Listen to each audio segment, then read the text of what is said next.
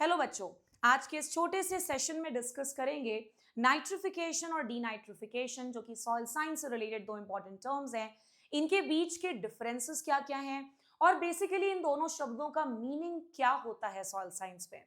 तो आइए डिफरेंशिएट करते हैं नाइट्रिफिकेशन और डीनाइट्रिफिकेशन के प्रोसेस को।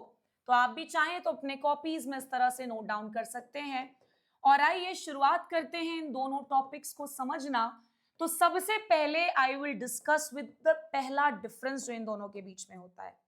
सबसे पहला डिफरेंस ये कि जब तुम नाइट्रिफिकेशन की बात करते हो तो नाइट्रिफिकेशन ऑक्सीडेशन प्रोसेस होता है, यानी नाइट्रिफिकेशन में डेफिनेटली ऑक्सीजन ऐड होता है और ऐसे ही प्रोसेसेस को हम नॉर्मल बोलचाल की भाषा में ऑक्सीडेशन कह देते हैं। वहीं अगर आप डीनाइट्रिफिकेशन की बात करेंगे सो जस्ट उल्टा प्रोसेस है, it is a reduction process. It's a reduction process.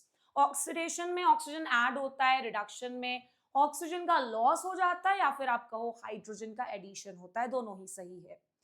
Coming to the next difference, ये जो आप डिफरेंस पढ़ने जा रहे हो ये आपको नाइट्रिफिकेशन का मीनिंग भी क्लियर कर देगा। तो चलिए देखते हैं कि नाइट्रिफिकेशन में एक्चुअली होता क्या है। नाइट्रिफिकेशन में अमोनिया, अमोनिया जिसे आप NH3 से रिप्रेजेंट करते हो, ये चेंज होता है सबसे पहले NO2 माइनस में। NO2 माइनस को ही हम केमिस्ट्री में नाइट्राइट आयन कहते हैं। तो ये पहला स्टेप है नाइट्रिफिकेशन का। और जैसे ही नाइट्राइट बन जाता है तो फिर ये नाइट्राइट फाइनली चेंज होता है NO3 माइनस में, जिसे हम केमिस्ट्री में नाइट्रेट आयन कह देते हैं। यानी इस टॉपिक से हमने ये भी सीखा कि नाइट्रिफिकेशन कोई एक स्टेप का प्रोसेस नहीं है, बल्कि ये दो अलग अलग स्टेप्स में पूरा हो रहा है। सबसे पहले अमोनिया चेंज होता है नाइट्राइट में and then that nitrite changes into nitrate, जैसा कि आप देख पा रहे होंगे। वहीं अगर मैं आगे बात करूं डीनाइट्रिफिकेशन की, तो ये भी जानते चलो कि डीनाइट्रिफिकेशन में क्या होता है। डी मतलब नहीं होना, किसी चीज का रिमूव हो जाना।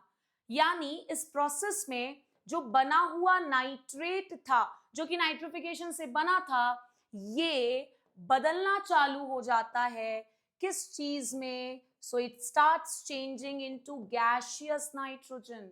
और ये बहुत बड़ा लॉस भी माना जाता है नाइट्रोजन का। डीनाइट्रिफिकेशन कोई एडिशन का तरीका नहीं है नाइट्रोजन का, बल्कि it is a loss of nitrogen.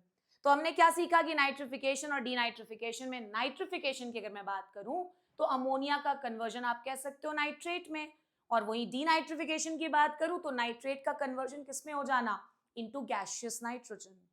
वहीं अगर बात करें इन दोनों प्रोसेसेस के एक और डिफरेंस के बारे में, तो ये डिफरेंस आपको ये बताएगा कि इन दोनों प्रोसेसेस में डेफिनेटली हर बार माइक्रो ऑर्गेनिजम्स का सहायता लेना ही पड़ता है, हेल्प लेना ही पड़ता है। कौन कौन से माइक्रो ऑर्गेनिजम्स, तो आप सभी लोगों ने पढ़ रखा होगा कि नाइट्रिफिकेशन में एक तो है भाई Nitrosomonas, this is a bacteria, और इसके अलावा एक और बैक्टीरिया होता है जिसे हम कह देते हैं नाइट्रोबैक्टर। नाइट्रोबैक्टर एंड नाइट्रोसोमोनास, ये दो बैक्टीरियाज हैं जो कि नाइट्रिफिकेशन प्रोसेस में इन्वॉल्व होते हैं। और अगर हम बात करें डीनाइट्रिफिकेशन की, तो सबसे पहला बैक्टीरिया जो डीनाइट्रिफिकेशन प्रोसेस में इन्वॉल्व होता है दैट इज थायोबैसिलस। थायोबैसिलस के अलावा सूडोमोनास, सब के सब बैक्टीरिया हैं, ध्यान रखना, सूडोमोनास। इसके अलावा another bacteria which is known as Micrococcus. तो देखो इतना सिंपल लैंग्वेज में हमने नाइट्रिफिकेशन, डीनाइट्रिफिकेशन दोनों के बीच के डिफरेंसेस को भी लिख दिया।